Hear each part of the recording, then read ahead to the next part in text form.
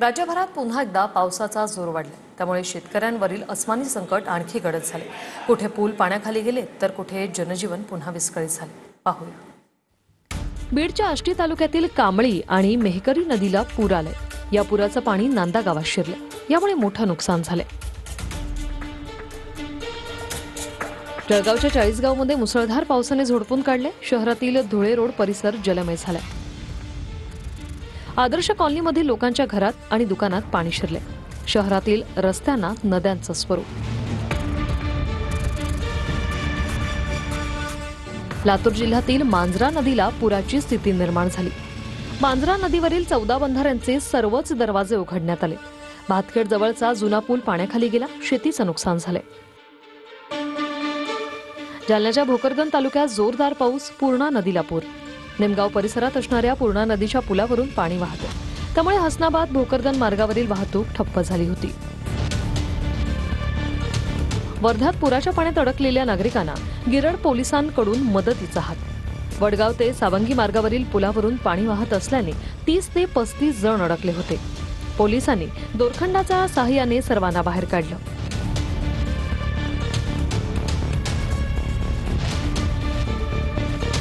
सोलापुरात सीना नदीला आलेल्या पुरामुळे राष्ट्रीय महामार्गाचा सर्व्हिस रोड वाहून गेला। सोलापूर कोल्हापूर राष्ट्रीय महामार्गावरील सर्व्हिस रोडवर 4 ते 5 फुटांचा खड्डा। सीना नदीच्या पुरामुळे नदीने पात्र सोडल्याने पाणी हिंगोली गावात शिरले।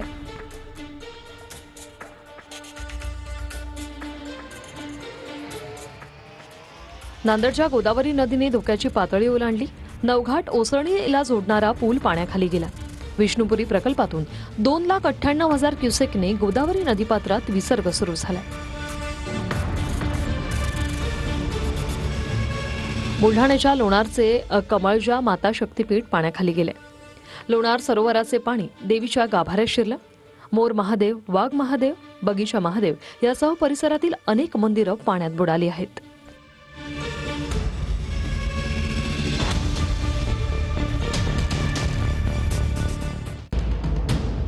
अहिल्यानगरच्या शेवगाव तालुक्यात मुसळधार पावसामुळे नद्यांना पूर।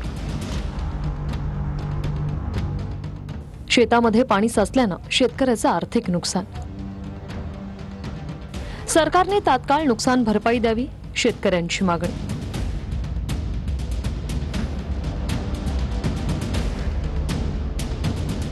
अहिल्यानगर शहराजवळ वाहणाऱ्या सीना नदीला पूर आला आहे।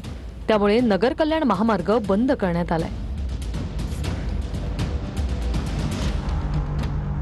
शहरातील निफ्टी नाका परिसरामध्ये अनेक घरांमध्ये आणि दुकानांमध्ये पाणी शिरलं।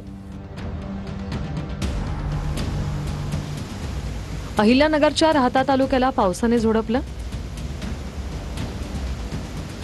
ओढ्या नाल्यांना पूर, शेती पाण्याखाली। शिर्डी परिसरातून जाणारा नगर मनमाड महामार्ग वाहतुकीसाठी बंद। राहता आणि शिर्डी शहरातील अनेकांच्या घरात पावसाचं पाणी शिरलं। धाराशिव जिल्ह्यात आठवड्यात चौथ्यांदा अतिवृष्टी। सरासरीपेक्षा 158% जास्त पाऊस। मुसळधार पावसामुळे तेरणा नदीला पूर। शेतकऱ्यांचं मोठ्या प्रमाणात नुकसान। धाराशिवच्या भूम तालुक्यातील पखरुडमध्ये मुसळधार पावसामुळे रस्त्यावरील पूल वाहून गेला। त्यामुळे रस्ता ओलांडण्यासाठी नागरिकांची मोठी कसरत। दोरीच्या सहाय्याने नागरिकांना रस्ता ओलांडावा लागतोय। उजनी धरणातून भीमा नदीत 90,000 क्युसेक वेगाने पाण्याचा विसर्ग। पंढरपुरात चंद्रभागा नदीपात्रातील पुंडलिक मंदिरासह इतर मंदिरांना पाण्याचा वेढा। तसंच ब्रिटिशकालीन पूल पाण्याखाली गेल्याने सतर्कतेचा इशारा।